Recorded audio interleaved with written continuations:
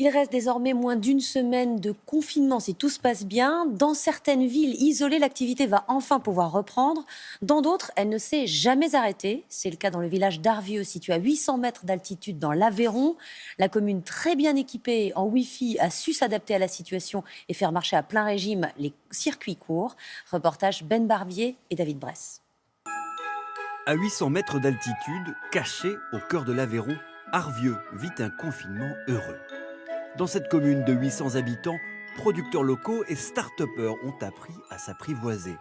Et ça, la commune le doit à un visionnaire, Vincent Benoît, et sa Silicon Valley rurale, une pépinière nichée dans un ancien couvent. Avec le très haut débit, je fais des réunions avec les gens partout en France, aussi bien que si j'étais à Paris. Moi, je peux être au boulot à 7 h le matin et en y respecter tous les gestes barrières sans problème. Vincent Benoît conçoit des sites web qui facilitent la livraison de produits agricoles de la région.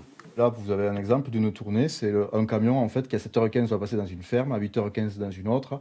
Il emploie 14 personnes actuellement en télétravail. Dans le bureau d'à côté, le maire et une consultante sont en pleine visioconférence.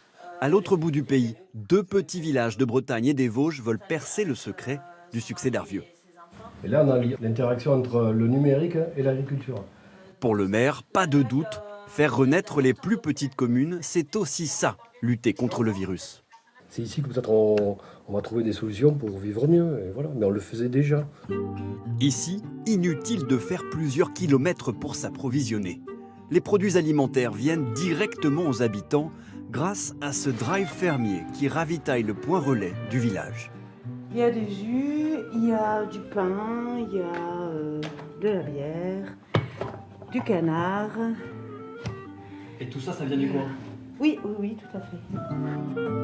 Vincent Benoît, le start-upper, n'a que quelques mètres à parcourir pour retirer ses achats et sans croiser personne. On a plein de points de relais, notamment en zone rurale, qui sont à libre service.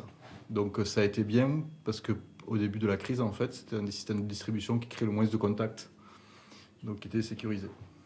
Donc en fait, voilà, vous étiez préparé déjà pour cette période? On le savait pas, mais on était prêts.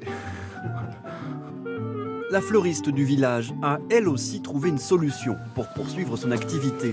Un drive piéton à l'extérieur du magasin. Vous pouvez faire sans contact si vous voulez. Ouais.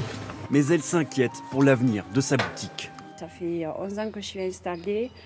Tout allait bien pour moi il y a 3 mois. Et là, mes économies en 10 ans, je recommence à zéro. Le magasin va renaître le 11 mai.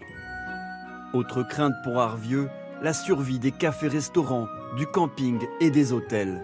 Ils devront s'accrocher et patienter au-delà du 11 mai pour accueillir à nouveau des clients.